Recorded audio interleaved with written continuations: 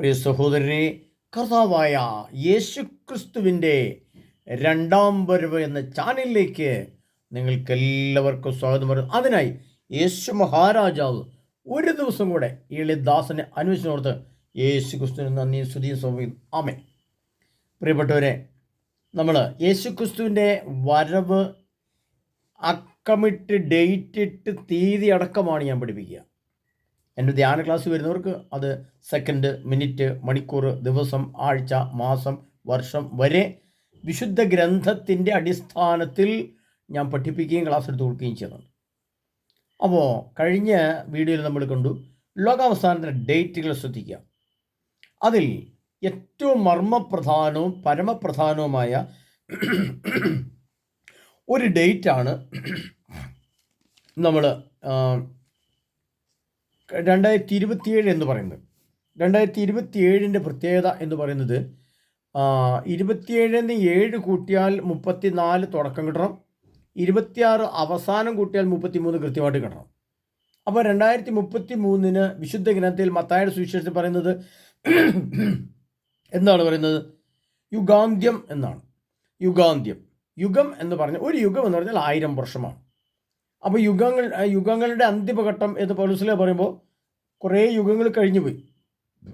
അങ്ങനെ ആ യുഗം അങ്ങോട്ട് തീരാൻ പോവുകയാണ്. ആ തീരാൻ പോകുന്ന സമയത്താണ് നമ്മളിവിടെ ഉള്ളതാണ് ഈ പൗലോസിലെ പറയുന്നത്. കുർത്തോസ്കല്യത്തിൽ പറയുന്നത് യുഗങ്ങളുടെ അന്തിമഘട്ടം നമ്മിലാണല്ലോ വന്നെത്തിയിരിക്കുന്നത്, ഇത് തിന്മ നിറഞ്ഞ യുഗമാണ്. അപ്പം മത്തായിയുടെ സുവിശേഷത്തിൽ ഈശോ പറയാണ് യുഗാന്ത്യം വരെ എന്ന് ഞാൻ നിങ്ങളുടെ ഉണ്ടായിരിക്കും. അങ്ങനെ യുഗങ്ങൾ എന്താണ് എന്നും ആ യുഗാന്ത്യ കാലഘട്ടത്തിൽ മനുഷ്യൻ എത്തപ്പെട്ടുവെന്നും ആ യുഗാന്ത്യത്തിലേക്ക് പ്രവേശിക്കുന്നതിന് ഇനി ഏതാനും വർഷങ്ങൾ കൂടിയേ ഉള്ളൂ എന്നും നാം മനസ്സിലാക്കുന്നതിന് വേണ്ടിയാണ് ഇത്ര വ്യക്തമായ യുഗാന്ത്യത്തെക്കുറിച്ച് എളിദാസ് നിങ്ങളോട് സംസാരിച്ചത്. പ്രിയപ്പെട്ടവരെ, ഇവിടെ നമ്മൾ മനസ്സിലാക്കേണ്ട മറ്റൊരു നിഗൂഢ രഹസ്യത്തെക്കുറിച്ചാണ് ഞാൻ നിങ്ങളോട് പറയാൻ പോകുന്നത്. അത് പറഞ്ഞിട്ടുള്ളതാണെങ്കിലും ചില മർമ്മപ്രധാന ആശയങ്ങൾ, അർത്ഥങ്ങൾ കൂടി നിങ്ങളോട് സംസാരിക്കേണ്ടതായിട്ടുണ്ട്. അതായത് സക്രിയ പ്രവാചകന്റെ പുസ്തകം 12-ാം അധ്യായം 3-ാം തിരുവചനത്തിലാണ് അവിടുന്ന് ഇപ്രകാരം എഴുതി വെച്ചിരിക്കുന്നത്: അന്ന് ഞാൻ ജെറുസലേമിനെ പാരമ്പര്യ കല്ലാക്കും, അത് പൊക്കുന്നവർക്ക് കഠിനമായ മുറിവേൽക്കും, ഭൂമിയിലെ എല്ലാ ജനങ്ങളും അതിനെതിരെ ഒത്തുചേരും. അന്ന് കർത്താവ് അരുളി ചെയ്യുന്നു, അന്ന് ഞാൻ കുതിരകൾക്ക് പരിഭ്രാന്തിയും കുതിരക്കാരന്മാർക്ക് ഭ്രാന്തും വരുത്തും. ജനതകളുടെ കുതിരകളെ അന്ധമാക്കുന്ന അന്ന് ഞാൻ യൂദാഭവനത്തെ കടാക്ഷിക്കും. ജനതകളുടെ കുതിരകളെ അന്ധമാക്കുന്ന അന്ന് ഞാൻ യൂദാഭവനത്തെ കടാക്ഷിക്കും. അതിൻ്റെ അർത്ഥം ജനതകളുടെ കുതിരശക്തിയുള്ള മിസൈലുകൾ ആകാശത്ത് വരുന്നു. അപ്പോൾ അത് ആണവ മിസൈലാണ് വരുന്നത്. അതിൻ്റെ കണ്ണുകളെ അന്ധമാക്കുക എന്ന് പറഞ്ഞാൽ ആ മിസൈലുകളെ ബഹിരാകാശത്ത് വെച്ച് പൊട്ടിക്കുക എന്നർത്ഥം. അപ്പോൾ അവിടെ ബഹിരാകാശത്ത് വലിയ സ്ഫോടനങ്ങൾ നടക്കും. അതവിടെ നിൽക്കട്ടെ. ഇനി അതിൻ്റെ തന്നെ ഒരു ശാസ്ത്രീയ തലം വ്യക്തമായും എഴുതിയിരിക്കുന്ന വചനം എസെക്കിയേൽ പ്രവാചകന്റെ പുസ്തകം 39-ാം അധ്യായം 9-ാം തിരുവചനമാണ്. അവിടെ ഇങ്ങനെയാണ് വന്നിരിക്കുന്നത്. അതുകൂടെ നമ്മൾ വ്യക്തമായിട്ട് മനസ്സിലാക്കണം. അത് സംഭവിക്കുക തന്നെ ചെയ്യും. ആ ദിനത്തെക്കുറിച്ചാണ് ഞാൻ പറഞ്ഞിരിക്കുന്നത്. അപ്പോൾ ഇസ്രായേൽ നഗരങ്ങളിൽ വസിക്കുന്നവർ പുറത്തു വന്ന് പരിച, കവചം, വില്ല്, അമ്പ്, ഗദ, കുന്തം എന്നീ ആയുധങ്ങൾ കൊണ്ട് 7 വർഷത്തേക്ക് തീ കത്തിക്കും. അപ്പോൾ നമുക്കറിയാൻ പ്രിയപ്പെട്ടവരെ, ഈ 7 വർഷത്തേക്ക് തീ കത്തിക്കുക എന്ന് പറഞ്ഞാൽ അമ്പും വില്ല് ഉപയോഗിച്ച് തീ കത്തിക്കാൻ പറ്റുമോ?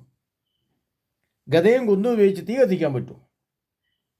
അവിടെയാണ് ദൈവത്തിൻ്റെ വെളിപ്പെടുത്തലുകൾ. ദൈവമായ കർത്താവ് എല്ലാ വചനങ്ങളിലും തൻ്റെ നിഗൂഢ രഹസ്യങ്ങൾ ഒളിപ്പിച്ചു വെച്ചിട്ടുണ്ട്. അത് അതാത് കാലഘട്ടത്തിൽ, അതാത് സമയത്ത്, അതാത് പശ്ചാത്തലത്തിൽ മാത്രമേ സർവശക്തനായ ദൈവം അത് വെളിപ്പെടുത്തുകയുള്ളൂ. അതുകൊണ്ടാണ് ദാനിയേൽ പ്രവാചകനോട് പറയുന്നുണ്ട്, ദാനിയേൽ പറയും 3000 വർഷങ്ങൾക്ക് മുമ്പ് സർവശക്തനായ ദൈവം ദാനിയേൽ പ്രവാചകനെ വിളിച്ചെഴുന്നേൽപ്പിച്ച് ഇതെല്ലാം പറഞ്ഞു കൊടുത്തു. അന്ന് ദാനിയേൽ പ്രവാചകനോട് പറയുന്നുണ്ട്, ദാനിയേലേ, നീ നിൻ്റെ വഴിക്ക് പോവുക, ഈ വചനങ്ങൾ അടച്ച് മുദ്ര വയ്ക്കുക, എന്നിട്ട് അവസാന ദിവസം നീ നിൻ്റെ അവകാശം സ്വീകരിക്കാൻ എഴുന്നേൽക്കുക, അതുവരെ നീ നിൻ്റെ വഴിക്ക് പോക്കോ, ഇനി ഇത് അടച്ച് മുദ്ര വെച്ചോളം പറഞ്ഞു. അപ്പോൾ അങ്ങനെ ആകുമ്പോൾ പിന്നെ ഇത് ആർക്ക് മനസ്സിലാവും? അതുകൊണ്ടാണ് ദാനിയേൽ പ്രവാചകന്റെ പുസ്തകത്തിലുള്ള പല വചനങ്ങളും നമുക്ക് ഗ്രഹിക്കുക ദുഷ്കരമാണ്. അതുപോലെ എസെക്കിയേൽ പ്രവാചകന്റെ പുസ്തകത്തിൽ ഇപ്പോൾ ഉദാഹരണം പറഞ്ഞാൽ പരിച, അമ്പ്, വില്ല്, കുന്തം എന്നൊക്കെ എഴുതിയിട്ട് കഴിഞ്ഞാൽ പഴയ കാലഘട്ടത്തിലെ ആ യുദ്ധത്തിൻ്റെ വസ്തുക്കളാണ് നമുക്കറിയാം. എന്നാൽ ഇന്ന് അമ്പും വില്ല് ഉപയോഗിച്ചല്ല ഇസ്രായേൽക്കാർ യുദ്ധം ചെയ്തു. അപ്പോൾ അതിൻ്റെ തന്നെ ടെക്നോളജി അഥവാ സാങ്കേതികവിദ്യ അഥവാ അതിൽ അന്തർലീനമായിരിക്കുന്ന ആശയത്തിൻ്റെ ഉപയോഗക്രമം അത് തന്നെയാണ്. എന്നാൽ യന്ത്രങ്ങൾ അതേ അമ്പുമില്ല് എന്തായി മാറി? മിസൈൽ ലോഞ്ചറായി മാറി. ഗത എന്തായിട്ട് മാറി? തോക്കായിട്ട് മാറി, ഷെല്ലായിട്ട് മാറി. കുന്തത്തിൻ്റെ സ്ഥാനത്ത് എന്തായി? AK-47 തോക്കായി മാറി. അപ്പോൾ പ്രിയപ്പെട്ടവരെ, അതാണ് അറിവ് അഥവാ ടെക്നോളജി. ഞാൻ പറഞ്ഞു വരുന്ന ആശയം ഇതാണ്. അതായത് നമ്മൾ മനസ്സിലാക്കി, നമുക്കറിയാം ക്വാണ്ടം കമ്പ്യൂട്ടർ വരാൻ പോകുന്നു, തലയിൽ ചിപ്പ് വരാൻ പോകുന്നു, അങ്ങനെ കമ്പ്യൂട്ടർവൽക്കരണം നടന്നുകൊണ്ടേയിരിക്കുന്നു. അതുപോലെ തന്നെ റോബോട്ടുകൾ വന്നുകൊണ്ടിരിക്കുന്നു. ഇവിടെയെല്ലാം നാം മനസ്സിലാക്കേണ്ട ഒരു സത്യം, ഇത് എഴുതി വെച്ചത് 3000 വർഷങ്ങൾക്ക് മുമ്പ്, 2000 വർഷങ്ങൾക്ക് മുമ്പ് ഒക്കെയാണ്. അന്ന് ദൈവത്തിൻ്റെ സ്വർഗത്തിൽ നിന്ന്, സ്വർഗീയ പിതാവിൻ്റെ സന്നിധിയിൽ നിന്ന് തൻ്റെ പ്രവാചകന്മാർക്ക് ദൈവം ജ്ഞാനത്തിൻ്റെ വരമുപയോഗിച്ച് ജ്ഞാനം എന്ന സത്യത്തിൽ കൂടെ ദൈവവചനം ലിഖിത രൂപത്തിൽ എഴുതി കൊടുത്തു. പ്രവാചകൻ കേട്ടു, ഇരുന്ന് എഴുതി, ലിഖിത രൂപം വന്നു. അത് ജ്ഞാനമായിരുന്നു. എന്നാൽ ഇതേ ലിഖിത രൂപത്തിൻ്റെ അറിവിൻ്റെ തലം വരാൻ 3000 വർഷങ്ങൾ കാത്തിരിക്കേണ്ടി വന്നു. അതായത് അന്ന് 3000 വർഷം മുമ്പ് ദാനിയേൽ പ്രവാചകനോട് പറഞ്ഞു, അല്ലെങ്കിൽ 2000 വർഷങ്ങൾക്ക് മുമ്പ് യോഹന്നാനോട് പറഞ്ഞു വെളിപാട് ഗ്രന്ഥത്തിൽ. അതിൻ്റെ ജ്ഞാനത്തിൽ എഴുതപ്പെട്ട വചനം, പ്രത്യേകിച്ചും ഈ അമ്പ് ബില്ല് പറയുന്ന സാധനങ്ങളൊക്കെ, ആണോ മിസൈലുകൾ, റോബോട്ടുകൾ, കമ്പ്യൂട്ടറുകൾ, ക്വാണ്ടം കമ്പ്യൂട്ടറുകളെ കുറിച്ചൊക്കെ വിശുദ്ധ വചന രൂപത്തിൽ, ജ്ഞാന രൂപത്തിൽ 2000 വർഷങ്ങൾക്ക് മുമ്പ് എഴുതിയെങ്കിൽ അത് വസ്തുരൂപമായി നമ്മുടെ മുമ്പിൽ കൺമുമ്പിൽ വരാൻ എത്ര കാലമെടുത്തു? 2000 വർഷവും 3000 വർഷവും എടുത്തു. അപ്പോൾ ജ്ഞാനത്തിൻ്റെ തലം കഴിഞ്ഞ് അറിവിൻ്റെ തലം, ജ്ഞാനം എന്ന് പറയുന്നത് ദൈവവചനം, അറിവിൻ്റെ തലം എന്ന് ടെക്നോളജികൾ. അപ്പോൾ ഈ ടെക്നോളജിയും വന്നു. അപ്പോൾ അറിവും ജ്ഞാനവും ഭൂമിയിൽ ഒന്നായി. ഇനി ഇതിൻ്റെ അതീന്ദ്രിയ ജ്ഞാനതലമാണ് നമുക്ക് മനസ്സിലാക്കാനുള്ളത്. അതായത് ഒരു ആറ്റം ബോംബ് പൊട്ടിയാൽ എന്തു സംഭവിക്കും? അപ്പോൾ അതിനകത്ത് തന്നെ രണ്ടിടും. ഒരു ആറ്റം ബോംബ് പൊട്ടിയാൽ അതിനകത്ത് നിന്ന് വലിയ ആണവ സ്ഫോടനം ഉണ്ടാകും, അത് വലിയ തീ ചൂടുണ്ടാകും എന്ന് നമുക്കറിയാം, വലിയ തീ ഉണ്ടാകും നമുക്കറിയാം. പക്ഷേ ഇനി ഒരു ആണവ ബോംബ് ഭൂമിയിൽ ഏതെങ്കിലും രാജ്യത്തിനെതിരെ ഉപയോഗിച്ചാൽ അത് ഒരു അണുബോംബിൻ്റെ സ്ഫോടനത്തെ നിൽക്കില്ല. അത് വലിയ ആണവ വിസ്ഫോടന യുദ്ധങ്ങളിലേക്ക് മാറും. അപ്പോൾ അതിൻ്റെ പരിണിത ഫലമായിട്ട് ഈ ലോകത്ത് എന്ത് സംഭവിക്കും എന്നതിനെ പറ്റിയുള്ള ഗ്രാഹ്യമാണ് അതീന്ദ്രിയ ജ്ഞാനതലം. ഉദാഹരണം പറഞ്ഞാൽ, ഇപ്പോൾ 1000 അണുബോംബ് ഭൂമിയിൽ പൊട്ടിയാൽ എന്ത് സംഭവിക്കുമെന്ന് ശാസ്ത്രത്തിന് പോലും പറയാൻ പറ്റും. ശാസ്ത്രമേടെ പറയും വലിയ അഗ്നിഗോളമായിരിക്കും, പ്രപഞ്ചത്തിൻ്റെ പകുതി കത്തിപ്പോന്നൊക്കെ അവർ പറയും. പക്ഷെ നമ്മൾ കണ്ടിട്ടില്ല. അപ്പോൾ നമ്മൾ കണ്ടിരിക്കുന്നത് കാണാത്തതിനെ പറ്റി നമുക്ക് പറയാനോ കേൾക്കുവാനോ സാധിക്കുമോ? അപ്പോൾ ജ്ഞാനത്തിൻ്റെ തലം വന്നു, അറിവിൻ്റെ തലം വന്നു, അതീന്ദ്രിയ ജ്ഞാനതലം ഭൂമിയിൽ പ്രത്യക്ഷപ്പെട്ടിട്ടില്ല. ഇനി നമ്മൾ ശ്രദ്ധിക്കേണ്ടത്, അതീന്ദ്രിയ ജ്ഞാനതലവും അറിവിൻ്റെ തലവും ജ്ഞാനത്തിൻ്റെ തലവും കൂടി ഒരു ത്രിതല സ്ഫോടനം, ത്രിതല കൂടിച്ചേരൽ ഉണ്ടാകുന്നുണ്ട്. ജ്ഞാനം വരുന്നു, ഇവിടെ അറിവ് വരുന്നു, ഇവിടെ അതീന്ദ്രിയ ജ്ഞാനം വരുന്നു. അതൊരു ത്രിതല ഒരു സംഗമമാണ്. ആ സംഗമത്തെ ശാസ്ത്രീയ ഭാഷയിൽ ബിഗ് ബാങ് സംഭവങ്ങൾ എന്ന് പറയാം, അല്ലെങ്കിൽ ബ്ലാക്ക് ഹോൾ എന്ന് അവർ പറയും, അല്ലെങ്കിൽ മഹാവിസ്ഫോടനം എന്ന് പറയാം, അല്ലെങ്കിൽ അവരുടെ ഭാഷയിൽ അവർ ലോകാവസാനം എന്ന് പറയാം, വിശുദ്ധ ഗ്രന്ഥത്തിൻ്റെ ഭാഷയിൽ യുഗാന്തി എന്ന് പറയാം, ശാസ്ത്രീയ ഭാഷയിൽ ലോകാവസാനം എന്ന് പറയാം, മറ്റൊരു ഭാഷയിൽ യുദ്ധത്തിൻ്റെ ഭാഷയിൽ പറഞ്ഞാൽ വലിയ യുദ്ധം എന്ന് പറയാം, ആണവയുദ്ധം എന്ന് പറയാം. ഇനി വേറൊരു ഭാഷയിൽ കടന്നാൽ ഒരു ആത്മീയ തലത്തിൽ പറഞ്ഞാൽ യേശുക്രിസ്തുവിൻ്റെ 2ാം വരവ് എന്ന് പറയാം. അപ്പോൾ പഴയ ആകാശവും പഴയ ഭൂമിയും കത്തിപ്പോയി, പുതിയ ആകാശവും പുതിയ ഭൂമിയും വന്നെന്ന് പറയാം. അപ്പം അതിൻ്റെ ഫലമായിട്ടുണ്ടാകുന്ന അതീന്ദ്രിയ ജ്ഞാനതലത്തിൽ നമുക്ക് പറയാൻ കഴിയുന്നത് എന്താണ്?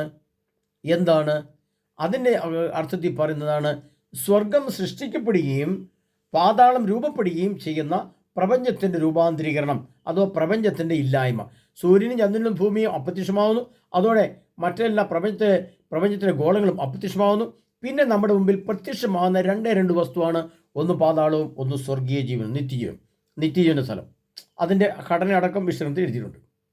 അപ്പം അങ്ങനെയെങ്കിൽ അറിവും ജ്ഞാനവും അതീന്ദ്രിയ ജ്ഞാനതലവും കൂടി സംഗമിക്കുന്ന ഒരു സമയവും സ്ഥലവും ഒരു പശ്ചാത്തലവും ഇന്ന് ഭൂമിയിൽ എഴുതപ്പെട്ടിട്ടുണ്ട്. അതിൻ്റെ ഡേറ്റുകൾ അടക്കം എഴുതപ്പെട്ടിട്ടുണ്ട്.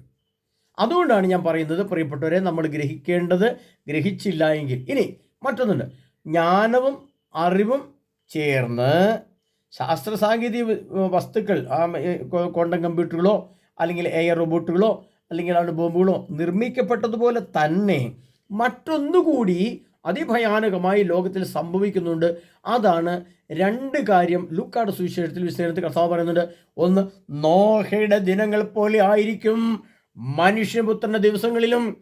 നോഹ പെട്ടകത്തിൽ പ്രവേശിച്ച ദിവസം മുതൽ അവർ തിന്നും കുടിച്ചും വിവാഹം ചെയ്തും കഴിഞ്ഞു പോകുന്നു പറഞ്ഞിട്ട് പറയുന്നൊരു ഭാഗമുണ്ട്. അതോടനുബന്ധിച്ച് രണ്ടാമത്തെ ഭാഗം പറയുന്നത് ലോത്തിൻ്റെ നാളിൽ സംഭവിച്ചെങ്ങനെയോ അങ്ങനെ തന്നെയായിരിക്കും മനുഷ്യപുത്ര ദിവസങ്ങളിലും. ഇവിടെ നമ്മൾ വഹിക്കേണ്ടത്, ഇവിടെ അറിവിൻ്റെ തലം ഇപ്പോഴാണ് വന്നത്. ജ്ഞാനത്തിൻ്റെ തലത്തിൽ നോഹയെക്കുറിച്ചും ലോത്തിനെക്കുറിച്ചും 2000 വർഷങ്ങൾക്ക് മുമ്പ് യേശു ക്രിസ്തു പറഞ്ഞു വെച്ചു. ഇനി അപ്പോൾ നമ്മൾ ചിന്തിക്കണം, അതിൻ്റെ അതീന്ദ്ര ജ്ഞാനതലമായ ഇത് സോദോം ഗൊമോറ ഭൂമിയിൽ വന്നിട്ടുണ്ടോ? ഇല്ല. ഇനി അത് വന്നുകൊണ്ടേയിരിക്കുകയാണ്, രൂപപ്പെട്ടുകൊണ്ടേയിരിക്കുകയാണ്, അത് വന്ന് വളർന്ന് വികസിച്ചുകൊണ്ടേയിരിക്കുകയാണ്. അത് മൊട്ടായിരുന്നു. ആ സോദോം ഗൊമോറയുടെ മൊട്ട് ഭൂമിക്ക് മുകളിലേക്ക് കയറി വന്നു, ചെറിയൊരു മരമായി അത് വളർന്നു. അതിപ്പോൾ ഏകദേശം ഇലയൊക്കെ ചൂടി പൂവൊക്കെ ഇട്ട് ചെറിയ കനികൾ കായ്ച്ചു തുടങ്ങി. ആ കനി ഭക്ഷിക്കുവാൻ മനുഷ്യൻ തുടങ്ങിക്കഴിഞ്ഞു. അത് രഹസ്യമായിട്ട് ഇപ്പോൾ ഭക്ഷിക്കുന്നു. എന്നാൽ അത് പരസ്യമായി ഭക്ഷിക്കുന്ന അതീന്ദ്രിയ ജ്ഞാനതലത്തിലെ വലിയ സൊദോം ഗൊമോറ ഭൂമിയിൽ രൂപം പ്രാപിക്കുന്ന ഒരു ദിവസവും സമയവും വിശുദ്ധ ഗ്രന്ഥത്തിൽ എഴുതപ്പെട്ടിട്ടുണ്ട്. ആ വിശുദ്ധ ഗ്രന്ഥത്തിൽ എഴുതപ്പെട്ട ജ്ഞാനവും ടെക്നോളജി, അറിവും അതീന്ദ്രിയ ജ്ഞാനതലവും കൂടെ കൂടുന്ന ഒരു മഹാവിസ്ഫോടനം ഭൂമിയിൽ ഏറ്റവും അവസാനമായി സംഭവിക്കുമ്പോൾ ആ സംഭവത്തിൽ മറ്റൊന്നാണ് ആണവസ്ഫോടനം. ഇതിൻ്റെ ആത്മീയതലവും ഭൗതികതലവും ശാസ്ത്രീയതലവും ജ്ഞാനത്തിൻ്റെ തലവും അതീന്ദ്രിയ ജ്ഞാനതലവും കൂടി ഭൂമിയിൽ ഉണ്ടാകാനിരിക്കുന്ന അതിഭയാനകവും അതിഭീവത്സവും അതിബുദ്ധിക്ക് ചിന്തിക്കാൻ പറ്റാത്തതുമായ ഒന്നാണ് പ്രപഞ്ചത്തിൻ്റെ ഇല്ലായ്മ. അഥവാ സൂര്യനും ചന്ദ്രനും ഭൂമിയും ഒറ്റ സെക്കൻഡിൽ കത്തുന്ന സമയം വരും. അത് സെഫാനിയുടെ പുസ്തകത്തിൽ എഴുതി വെച്ചിട്ടുണ്ട്. അത് എഴുതിയിട്ടുണ്ട്, വചനരൂപത്തിൽ എഴുതിയിട്ടുണ്ട്, ഒരു വചനരൂപവുമുണ്ട്. അപ്പോൾ കർത്താവ് എഴുതി വെച്ച വചനത്തിൻ്റെ പൂർത്തീകരണത്തിലേക്ക് നാം പോകാൻ തുടങ്ങുമ്പോൾ പ്രിയപ്പെട്ടവരെ, നമ്മൾ മനസ്സിലാക്കാതെ പോകുന്ന കുറേയേറെ കാര്യങ്ങളുണ്ട്. നാം മനസ്സിലാക്കിയേ പറ്റൂ എന്നുള്ളതാണ്. അത് ഒറ്റ സെക്കൻഡിൽ എങ്ങനെയാണ് ആ സംഭവം നടക്കുന്നത്? അതായത് ജ്ഞാനം, അറിവ്, അതീന്ദ്രിയ ജ്ഞാനം, ഇത് മൂന്നും കൂടെ ഒന്നാവും. ജ്ഞാനത്തിൽ വചനം എഴുതപ്പെട്ടു, ടെക്നോളജി അഥവാ സാങ്കേതികവിദ്യ, അത് അറിവിൻ്റെ തലം സൃഷ്ടിക്കപ്പെട്ടു, വസ്തുക്കളായിട്ട് സൃഷ്ടിക്കപ്പെട്ടു. ഇനി അതിൻ്റെ അതീന്ദ്രിയ ജ്ഞാനതലമായ അതിൻ്റെ പരിണത ഫലം ഭൂമിയിൽ പോകുന്നു. അതായത് ജ്ഞാനവും അറിവും അതീന്ദ്രിയ ജ്ഞാനവും കൂടെ കൂടി ഒന്നാകുന്ന സമയത്ത് അവിടെ വലിയൊരു വിസ്ഫോടനം നടക്കും, ഭയാനകമായ വിസ്ഫോടനം. അതിങ്ങനെയാണ്. അത് സെഫാനിയുടെ പുസ്തകം എഴുതി വെച്ചിരിക്കുന്നത് എങ്ങനെയാണെന്ന് തോന്നി പറയാം. സെഫാനിയുടെ പുസ്തകം പഴയ നിയമത്തിലാണ്. സെഫാനിയുടെ പുസ്തകം 1-ാം അധ്യായം അതിൻ്റെ 18-ാം തിരുനാം, അവരുടെ രക്തം പൊടി പോലെയും അവരുടെ മാംസം ചാണകം പോലെയും ചിതറിക്കും. കർത്താവിൻ്റെ ക്രോധത്തിന് ദിനത്തിൽ അവരുടെ വെള്ളിക്കോ സ്വർണത്തിനോ അവരെ രക്ഷിക്കാനാവില്ല. അസഹിഷ്ണുവായ അവിടുത്തെ ക്രോധത്തിൻ്റെ അഗ്നിയിൽ ഭൂമി മുഴുവനും ദഹിച്ചു പോകും. ഭൂവാസികളെ മുഴുവൻ അവിടുന്ന് പൂർണ്ണമായും പെട്ടെന്നും ഉന്മൂലനം ചെയ്യും. അപ്പോൾ ഇത് എഴുതി വെച്ചതെന്നാണ് 2500-3000 വർഷങ്ങൾക്ക് മുമ്പ്. അത് ജ്ഞാനത്താൽ എഴുതപ്പെട്ടു. അപ്പോൾ അന്ന് ഭൂമി മുഴുവൻ ദഹിച്ചു പോകാനുള്ള ആണവായുധങ്ങൾ സൃഷ്ടിക്കപ്പെട്ടില്ല. അത് ഇന്ന് സൃഷ്ടിക്കപ്പെടും. അപ്പോൾ അറിവിൻ്റെ തലം ഇപ്പോഴാണ് വന്നത്. ഏകദേശം 100 കൊല്ലമായിട്ടുള്ളൂ അറിവിൻ്റെ തലം വന്നത്. ജ്ഞാനത്തിനുള്ള നേരത്തെ 3000 വർഷങ്ങൾക്ക് വന്നു. ഇനി ഇത് പൊട്ടുമ്പോൾ ഉണ്ടാകുന്ന പരിണിത ഫലം, അതിൻ്റെ റിഫ്ലക്ഷൻ, അതിൻ്റെ പരിണിത ഫലം എന്താണെന്ന് ഇവിടെ എഴുതി വെച്ച് ഭൂമി മുഴുവനും പെട്ടെന്നും ഉന്മൂലനം ചെയ്യും. അപ്പോൾ നമ്മൾ കണ്ടിട്ടില്ലത് അതുകൂടെ. അപ്പോൾ ഈ അറിവും ജ്ഞാനവും അതീന്ദ്ര ജ്ഞാനത്തലവും കൂടെ കൂടി ഒന്നാകുന്ന ഒരു സമയവും സന്ദർഭവും കൂടെ ഈ പ്രപഞ്ചത്തിലേക്ക് അടുത്തടുത്ത് വരുന്നുണ്ട്. അതേതാണ് ദിവസമെന്ന് വ്യക്തമായി വിശദീകരിച്ചില്ല. അതാണ് വെളിപ്പെടുത്തൽ ധ്യാനത്തിൻ്റെ പ്രത്യേകത. അപ്പോൾ തിന്മയും ഇതുപോലെ തന്നെ അറിവ്, അത് അറിവേകാൻ അഭികാമ്യമാണെന്ന് കണ്ട് എഴുതിക്കൊണ്ടോ ഉൽപ്പത്തി ദിവസം, അത് അറിവേകാൻ അഭികാമ്യമാണെന്ന് കണ്ട് അവർ അത് പറിച്ചു തിന്നു പറയുന്നുണ്ട്. അപ്പോൾ അതിന് ജ്ഞാനത്തിലല്ല വന്നെഴുതി. എന്നാൽ ഇന്ന് എല്ലാ മനുഷ്യരും ആ പഴം പറിച്ച് ഭക്ഷിച്ച് തിന്നാൻ തുടങ്ങിയപ്പോൾ അതിൻ്റെ അറിവിൻ്റെ തലം ഇപ്പോഴാണ് വന്നത്. ലോകത്തുള്ള 800 കോടി മനുഷ്യരെയും ഒരേപോലെ പഴം തീറ്റിക്കാനുള്ള സംവിധാനം ഇപ്പോഴാണ് വന്നത്. ഇനി ഇപ്പോൾ വന്ന ആ പഴവും അപ്പോൾ എഴുതിയ ജ്ഞാനവും ഇനി ഇതിൻ്റെ പരിണതഫലമായ സോദോം ഗൊമോറയും കൂടി ഒന്നാകുന്ന ഒരു സമയം നമ്മുടെ മുമ്പിൽ അടുത്ത് തന്നെ എത്തും. അതാണ് മഹാവിസ്ഫോടനം. ഇപ്പം ഞാൻ ഉദാഹരണം പറഞ്ഞാൽ അണുബോംബിനെ ബൈബിളിൽ ജ്ഞാനം കൊണ്ട് എഴുതി. അത് ടെക്നോളജി കൊണ്ട് അണുബോംബായിട്ട് വസ്തുവായിട്ട് സൃഷ്ടിക്കപ്പെട്ടു. ഇങ്ങനെ വസ്തുവായിട്ട് സൃഷ്ടിക്കപ്പെട്ടു. ഇനി സൃഷ്ടിക്കപ്പെട്ട് ഇത് പൊട്ടണം. 1000 അണുബോംബ് ഒരുമിച്ച് ബഹിരാകാശത്ത് പൊട്ടിയാൽ എന്ത് സംഭവിക്കുന്നത് ശാസ്ത്രത്തിന് ഇന്നും അജ്ഞാതമാണ്. അങ്ങനെ പൊട്ടിയിട്ടില്ലാത്തതുകൊണ്ട് ശാസ്ത്രത്തിന് പോലും എന്ത് സംഭവിക്കുന്നത് പറയാൻ പറ്റില്ല. എന്നാൽ വിശുദ്ധ ഗ്രന്ഥത്തിൽ അത് എഴുതി വെച്ചിട്ടുണ്ട്. അതിൻ്റെ പരിണതഫലമായ 3-ാമത്തെ തലം, അത് അതീന്ദ്രിയ ജ്ഞാനതലം. ആ അതീന്ദ്രിയ ജ്ഞാനതലം സംഭവിക്കുവാൻ ഇനി കേവലം 7 വർഷങ്ങൾ മാത്രം ബാക്കി നിൽക്കുമ്പോഴാണ് നാം ദൈവവചനത്തിൻ്റെ നിഗൂഢതകളിലേക്ക് കടന്നിറങ്ങി അതിൽ അന്തർലീനമായിരിക്കുന്ന ആത്മജ്ഞാനത്തെയും അതിൻ്റെ ആന്തരിക പരിശുദ്ധിയുടെ ആവശ്യകതയും നാം മനസ്സിലാക്കി എൻ്റെ ഹൃദയത്തിൽ, എൻ്റെ ആത്മാവിൽ, എൻ്റെ മനസ്സിലും ഇതുപോലെ ജ്ഞാനത്തിൻ്റെയും അറിവിൻ്റെയും അതീന്ദ്രിയ ജ്ഞാനതലത്തിൻ്റെയും ഒരു മഹാവിസ്ഫോടനം എൻ്റെ ആത്മാവിൽ സംഭവിക്കുമ്പോൾ അതിന് പറയുന്ന പേരാണ് കണ്ണിമയ്ക്കുന്നത്ര വേഗത്തിൽ നാം എല്ലാവരും രൂപാന്തരം പ്രാപിക്കും. കൊരിന്ത്യർ ലേഖനത്തിൽ പരിശുദ്ധാത്മാവ് എഴുതി വെച്ചിട്ടുണ്ട്. പ്രിയപ്പെട്ടവരെ, അത് അണുബോംബ് എന്ന വസ്തു പൊട്ടുന്നത് പോലെ തന്നെ ഞാനാകുന്ന വ്യക്തിയിൽ, ഞാനാകുന്ന ക്രിസ്ത്യാനിയിൽ, ഞാനാകുന്ന വ്യക്തിയിൽ അത് അച്ഛനെന്നോ മെത്രാനെന്നോ കപ്പ്യാരെന്നോ മാർപ്പാപ്പയെന്നോ കർദിനാളെന്നോ ക്രിസ്ത്യാനിയെന്നോ കന്യാസ്ത്രീയെന്നോ വചനപോഷനെന്നോ ഹിന്ദുവെന്നോ മുസൽമാനോ അക്രൈസ്തനെന്നോ യഹൂദനെന്നോ ഈ ഭൂമിയിൽ ജീവിക്കുന്ന എല്ലാ മനുഷ്യരും അത് കാണുകയും കേൾക്കുകയും ചെയ്യുന്ന ഒരു സന്ദർഭം, ഒരു ഡേറ്റ് വിശുദ്ധ ഗ്രന്ഥത്തിലുണ്ട്. അതായത് അറിവിൻ്റെ തലത്തിലെ ജ്ഞാനത്തിൻ്റെ തലത്തിലെ ദൈവവചനം, അതാണ് യേശു ക്രിസ്തു. അറിവിൻ്റെ തലത്തിലെ കാര്യങ്ങൾ, അതാണ് കൂദാശികളും വചനവും സഭയും മറ്റു കാര്യങ്ങളുമെല്ലാം. ഇനി അതിൻ്റെ അതീന്ദ്രിയ ജ്ഞാനതലത്തിലെ ഈ 2 തലവും കൂടെ ചേരുമ്പോൾ ഉണ്ടാകുന്ന രൂപാന്തരമാണ് കണ്ണിമയ്ക്കുന്നത്ര വേഗത്തിൽ നാം എല്ലാവരും രൂപാന്തരം പ്രാപിക്കും എന്ന വചനം. അപ്പോൾ നമ്മൾ അവശേഷിക്കുന്നവർ കർത്താവിനെ എതിരേൽക്കാനായി വാനമേഘങ്ങളിൽ സംവഹിക്കപ്പെടും. ഹല്ലേലൂയ! നാം എല്ലാവരും മറ്റൊരു മനുഷ്യനായി, മറ്റൊരു മഹത്വമായി, മറ്റൊരു ജ്ഞാനമായി, മറ്റൊരു അറിവായി, മറ്റൊരു ആത്മീയ പരിവേഷമായി, മറ്റൊരു അതീന്ദ്രിയ ജ്ഞാനത്തിൻ്റെ രൂപീകരണമായി നാം നിത്യത്തിലേക്ക് എടുക്കപ്പെടുവാൻ മാത്രം ആത്മജ്ഞാനത്തിൻ്റെ അന്തസത്ത എന്നിൽ നിറയുന്ന ആ ഒരു മഹത്തായ സ്ഫോടനവും ഇതാ ഉടൻ വരികയാണ്. അത് 7 വർഷങ്ങൾ കഴിയുമ്പോൾ ഇത് 3ഉം കൂടെ, ടെക്നോളജിയുടേത്, ജ്ഞാനത്തിൻ്റേത്, ആത്മീയതയുടേത്, ഇത് 3ഉം കൂടെ, അറിവും ജ്ഞാനവും അതീന്ദ്രിയാളോട് കൂടി ഭൂമിയിൽ ഒരൊറ്റ സ്ഫോടനം നടക്കുമ്പോൾ ഉണ്ടാകുന്ന അത് സത്യമാണെന്ന് അവിശ്വസിക്കുന്ന ഏതെങ്കിലും ഉണ്ടെങ്കിൽ അവൻ്റെ മുമ്പിൽ ഇത് ഇന്നലെ നാളെ പൊട്ടുമ്പോൾ അവൻ വാവിട്ട് നിലവിളിക്കും, എൻ്റെ ഈശോയെ, ഇത് സത്യമായിരുന്നല്ലോ, ഇനി എന്തു ചെയ്യും? ഒന്നും ചെയ്യാനില്ല പ്രിയപ്പെട്ടവർ, ഒന്നും ചെയ്യാനില്ല. ഇനി ആകപ്പാടെ ചെയ്യാനുള്ള, ഇപ്പോൾ ചെയ്യാനുള്ളത് എളിദാസിൻ്റെ ക്ലാസ്സിലേക്ക് ഓടി വന്ന് വിഷ്ടി പ്രാപിക്കുക. കാരണം നിങ്ങൾക്ക് ഈ രീതിയിൽ മറ്റൊരിടത്തും കിട്ടത്തില്ല. അതുകൊണ്ട് മാത്രം എത്രയും പെട്ടെന്ന് ഒരുങ്ങുക എന്നുള്ളവരോടൊന്നും പറയില്ല. ഇതാ കാരണം അടുത്തെത്തി കഴിഞ്ഞു. ഇനി 2027 പ്രത്യേകത ഞാൻ പറഞ്ഞു. 2027 ഏറ്റവും വലിയ പ്രത്യേകത 3-ാം ലോകമഹായുദ്ധത്തിന് തുടക്കം. 2028 പ്രത്യേകത എന്താണ്? ലോകാവസാനത്തിൻ്റെ ഡേറ്റുകൾ ശ്രദ്ധിക്കണം. കഴിഞ്ഞ ക്ലാസ് ഞാൻ പറഞ്ഞു. 2028 പ്രത്യേകതയാണ് വെളിപാട് ദിവസം 6-ാം അധ്യായം 2-ാം തിരുവചനം. അവിടെ ഇങ്ങനെ എഴുതപ്പെട്ടിരിക്കുകയാണ്. എന്താ എഴുതപ്പെട്ടിരിക്കുന്നത്? അവിടെ വ്യക്തമായിട്ട് വെളിപാട് ദിവസം 6-ാം അധ്യായം 2-ാം തിരുവചനം, അവൻ 2ാമത്തെ മുദ്ര തുറന്നപ്പോൾ 2ാമത്തെ ജീവി വരിക എന്ന് പറഞ്ഞ് ഞാൻ കേട്ടു. അപ്പോൾ തീക്കലിൻ്റെ നിറമുള്ള മറ്റൊരു കുതിര കടന്നു വന്നു. മനുഷ്യർ പരസ്പരം ഹിംസിക്കുമാറ് ഭൂമിയിൽ നിന്ന് സമാധാനം എടുത്തു കളയാൻ കുതിരപ്പുറത്തിരുന്നവന് അധികാരം നൽകപ്പെട്ടു. അവന് വലിയ ഖഡ്ഗവും നൽകി. അതാണ് പരിണിതഫലം. അതാണ് ജ്ഞാനവും അറിവും അതീന്ദ്രിയ ജ്ഞാന തലവും കൂടി ഒറ്റ സ്ഫോടനം നടക്കുമ്പോൾ അതിൻ്റെ പരിണിതഫലം സംഭവിക്കുന്നത് ഭൂമിയിൽ. അത് അചിന്തനീയമാണ്, അവർണ്ണനീയമാണ്, അപാരമാണ്. അത് വർണ്ണിക്കുക തന്നെ അസാധ്യമാണ്. പ്രിയ സഹോദരങ്ങളെ, ഇത് കൺമുമ്പിൽ കാണുമ്പോൾ അലറിയിട്ടോ നിലവിളിച്ചിട്ടോ ബോധം കെട്ട് വീണ് മരിച്ചിട്ടോ ഒരു കാര്യവുമില്ല. ഒരു കാര്യം അത് സംഭവിക്കുക തന്നെ ചെയ്യും. അതാണ് എസെക്കിയേൽ പ്രവചനത്തിൽ പറയുന്നുണ്ട്. ഇപ്പം ഞാൻ വായിച്ച എസെക്കിയേൽ പ്രവചനത്തിൽ അത് എസെക്കിയേൽ 39 എന്താ എഴുതി വെച്ചിരിക്കുന്നത്? എസെക്കിയേൽ 39:8 അത് സംഭവിക്കുക തന്നെ ചെയ്യും. ആ ദിനത്തെക്കുറിച്ചാണ് ഞാൻ പറഞ്ഞിരിക്കുന്നത്.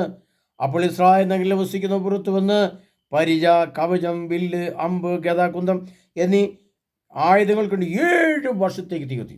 അതാണ് അത് സംഭവിക്കുക തന്നെ ചെയ്യും. ആ ദിനത്തെക്കുറിച്ചാണ് മതി. അങ്ങനെ ഒരു ദിനം വരുന്നുണ്ട് പ്രിയ സഹോദരരെ, പ്രിയ കത്തോലിക്ക സഭയെ. അങ്ങനെ ഒരു ദിനം വരുന്നുണ്ട്. പഠിപ്പിക്കാൻ കഴിയുമെങ്കിൽ പഠിപ്പിക്കുക. ഹല്ലേലൂയ. സർവശക്തനായ ഈശോയുടെ 2ാമത്തെ വരവ് പ്രപഞ്ചം ഇല്ലാതാക്കിക്കൊണ്ടാണ്, അല്ലെങ്കിൽ പ്രപഞ്ചത്തെ കത്തിച്ചുകൊണ്ടാണ്. കാരണം എന്നാ ഞാൻ മുമ്പേ പറഞ്ഞേ, സോദോം ഗോമോറ ഭൂമിയിൽ മൊട്ടിട്ടു, അത് മുളച്ചു, ചെറിയ വൃക്ഷമായി, അത് വടവൃക്ഷമായി, 800 കോടി ജനവും തിന്നുന്ന കനിയായി മാറിയപ്പോൾ, വടവൃക്ഷമായി മാറിക്കഴിഞ്ഞപ്പോൾ ഭൂമിയിൽ സോദോം ഗോമോറ സൃഷ്ടിക്കപ്പെട്ടു എന്ന പരമസത്യം ഇപ്പോൾ ഗ്രഹിക്കാൻ കഴിയുമെങ്കിൽ ഗ്രഹിക്കട്ടെ. അതിൽ നിന്ന് ഓടി രക്ഷപ്പെടാൻ പറ്റും, ഓടി രക്ഷപ്പെട്ടുകൊള്ളട്ടെ. അതുകൊണ്ട് കർത്താവ് വെളിപാട് 12:4 പറയുന്നുണ്ട്, എൻ്റെ ജനമേ അവളിൽ നിന്ന് ഓടിയകലമിൻ, അല്ലെങ്കിൽ അവളെ പിടികൂടിയ മഹാമാരി നിന്നെയും പിടികൂടും. പിടികൂടി കഴിഞ്ഞിട്ട് അയ്യോ വിടണേന്ന് പറ്റി യാതൊരു കാര്യമില്ല. ഇപ്പോഴാണ് വിടുതൽ നമുക്ക് ആവശ്യമുള്ളത്. അതിനാൽ പ്രിയ സഹോദരങ്ങളെ, കർത്താവായ യേശു ക്രിസ്തുവിൻ്റെ 2ാം വരവിൻ്റെ മുന്നോടിയായിട്ടുള്ള ധ്യാന ക്ലാസ്സുകൾ, ജ്ഞാനത്തിൻ്റെ ക്ലാസ്സുകൾ, അറിവിൻ്റെ ക്ലാസ്സുകൾ, അതീന്ദ്രിയ ജ്ഞാനതലത്തിലെ ക്ലാസ്സുകളെ ഗ്രഹിച്ചും കേട്ടും മനസ്സിലാക്കിയും നമ്മുടെ ബുദ്ധിക്ക് അതീതമായ കാര്യങ്ങളെ ഗ്രഹിച്ചുകൊണ്ടും ഈ നിമിഷം നാം ഒരുങ്ങിയാൽ, അങ്ങനെ ഒരുക്കപ്പെടുന്നവർക്ക്, അങ്ങനെ ഒരുക്കപ്പെട്ടവർക്ക് സർവശക്തനായ ദൈവത്തിൻ്റെ മഹത്വത്തിൻ്റെ കിരീടം നൽകുക തന്നെ. അതുകൊണ്ടാണ് ഈ പ്രശ്നങ്ങളെ അതിജീവിക്കണം എന്ന് ഞാൻ പറയുന്നു. അതിജീവിച്ചില്ലെങ്കിൽ രക്ഷയില്ല. അതിജീവിക്കാത്തവൻ എന്നേക്കുമായി നിത്യനാശത്തിലേക്ക് പോകും. അതിജീവിക്കുന്നവർ കൊടുക്കാനുള്ളതാണ് എന്ത്? നിത്യത അഥവാ നിത്യജീവൻ. അതെപ്പോഴാണ്? അത് അടുത്തെത്തിക്കഴിഞ്ഞു. അതിൻ്റെ ഡേറ്റുകളടക്കം പലപ്പോഴായിട്ട് ഇട്ടിട്ടുണ്ട്. കൂടുതൽ വിവരങ്ങൾ അറിയാൻ താല്പര്യമുള്ളവർക്ക് എളിദാസ് നമ്പറിൽ വിളിക്കാം, വരാം, ക്ലാസ്സിൽ കൂടി ധ്യാനിച്ച് ഒരുങ്ങാം. അതിനുള്ള പ്രിയ സഹോദരങ്ങളെ, കർത്താവായ യേശുക്രിസ്തുവിൻ്റെ 2ാം വരവിലേക്ക് നിങ്ങൾ ഓരോരുത്തരെയും സ്വാഗതം ചെയ്യുന്നു. ഈ നിമിഷങ്ങളിൽ കർത്താവിൻ്റെ വചനം ശ്രമിക്കാൻ നിങ്ങൾ ഇരുന്ന് തന്നവനോർത്ത് നന്ദി പറയുന്നു. ഈ എളിദാസിൽ കൂടെ കർത്താവിൻ്റെ തിരുവചനത്തിൻ്റെ ജ്ഞാനവരങ്ങളും അറിവിൻ്റെ തലങ്ങളും അതീന്ദ്രിയ ജ്ഞാനതലങ്ങളും ഗ്രഹിക്കുവാൻ നമ്മെ ഓരോരുത്തർ സമൃദ്ധമായി അനുഗ്രഹിക്കുമാറാകട്ടെ. ഗ്രഹിക്കുവാൻ സാധിക്കുന്നതിനും ഗ്രഹിക്കുന്നതിനും നമ്മെ ഓരോരുത്തർ സമൃദ്ധമായി കർത്താവ് ഒരുക്കുമാറാകട്ടെ. അതിനായി യേശു ക്രിസ്തു ഈ നിമിഷം വരെ പരിപാലിച്ചു നന്ദി പറഞ്ഞുകൊണ്ട് ആമേൻ.